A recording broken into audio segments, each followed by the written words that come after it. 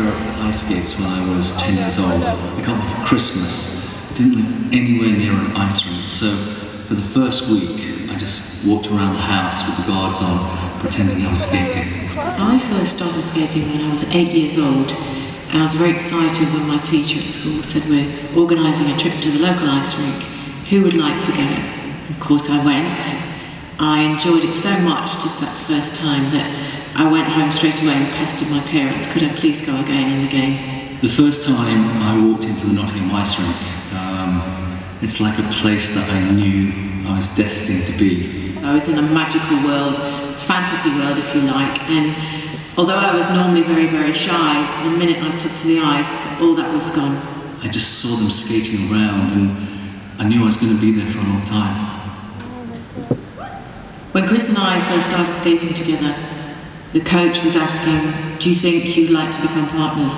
It wasn't particularly auspicious. I mean, the bells didn't ring, the sun didn't shine, we didn't go, "This is it." We just started skating together, and we kept doing it ever since, really. We started doing local competitions, which then led to regional competitions, to national competitions. It was only after we won our first European and World Championships that suddenly it became a reality that we could win the Olympics. Oh my God. Bolero had been a piece of music that we'd been playing as a warm-up, and suddenly that became an idea in our heads.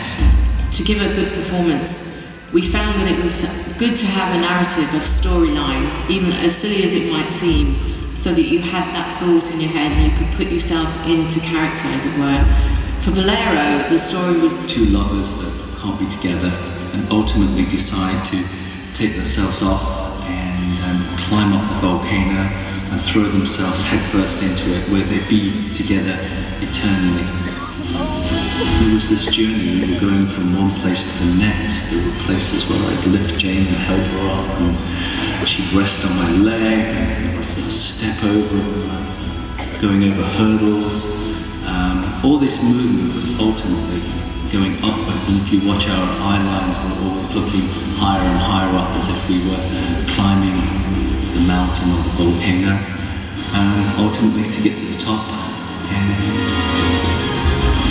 it was only at the end that suddenly it felt like we were back in reality, and there was this massive roar, and that was because we got a whole row of sixes, which no one had ever got before, and certainly we hadn't, so we were absolutely thrilled.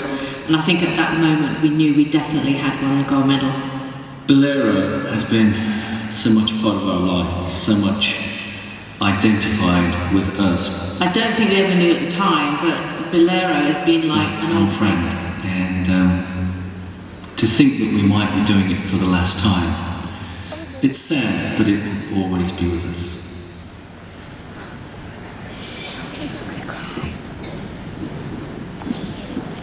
Oh my God.